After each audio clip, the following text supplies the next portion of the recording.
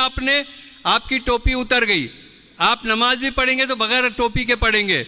मर्द का सर और चेहरा खुला रहेगा। मर्द के जिस्म पे इन दो चादरों के अलावा और कोई कपड़ा नहीं रहेगा, सिर्फ ये दो चादरें रहेंगी। बनियान नहीं, चड्डी नहीं, कुर्ता नहीं, पैजामा नहीं, सदरी नहीं, कुछ नहीं रहेगा, सिर्फ ये दो चादरें रहेगी एहराम की हालत में मर्द के लिए। और जो तो मर्दों के और औरतों के जो फ़र्क है वो मैं बता रहा, खाली मर्दों के बता रहा अभी। मर्द का सर और चेहरा दोनों खुला रहेगा, मर्द के जिस्म पे सिला हुआ कोई कपड़ा नहीं रहेगा इन दो चादरों के अलावा।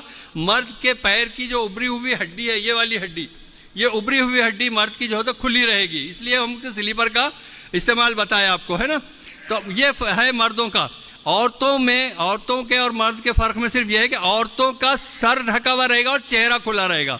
सर ढका हुआ से मुराद यह है कि औरत बालों की जड़ों से इस तरह से स्कार्फ बांधेगी कि उसके बाल नजर ना आए और पेशाने भी ना छुपे, क्योंकि चेहरा यहाँ से बालों की जड़ से लेके ठुड्डी तक और ये कान की लो से ये कान की लो तक शुमार होता है।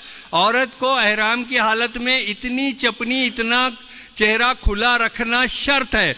तो औरत का सर ढका हुआ रहेगा और चेहरा खुला हुआ रहेगा। उसके अलावा औरत जो लिबास पहनती है, शर्ट शलवार वगैरह, जेर जामे वगैरह जो हमारी बेटियां बहनें पहनती है, वो तमाम चीज़ें पहनेंगी। उनके लिए कपड़ों की कोई पाबंदी नहीं है।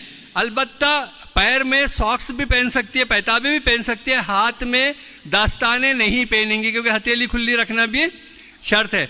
तो हथेली खुली रखने के लिए दस्ताने जो पहनती है, हैंड ग्लोव्स जो पहनती है, वो नहीं पहनेंगी मेरी बेटी बहन।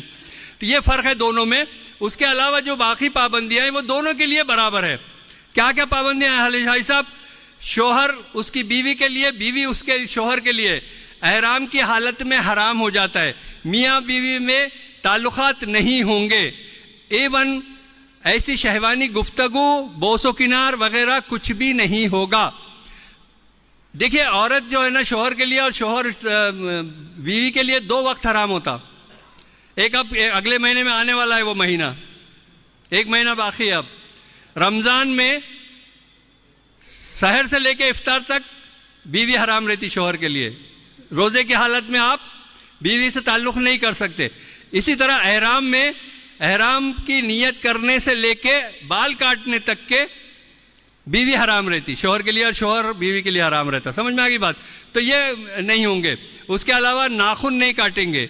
उसके अलावा जिस्म के किसी हिस्से का बाल नहीं काटेंगे, नहीं तोड़ेंगे, नहीं तराशेंगे, नाखून नहीं काटेंगे। उसके अलावा खुशबू का इस्तेमाल नहीं करेंगे किसी भी तरह की, या खाने में खुशबू भी इस्तेमाल नहीं करेंगे और लगाने में भी खुशबू का इस्तेमाल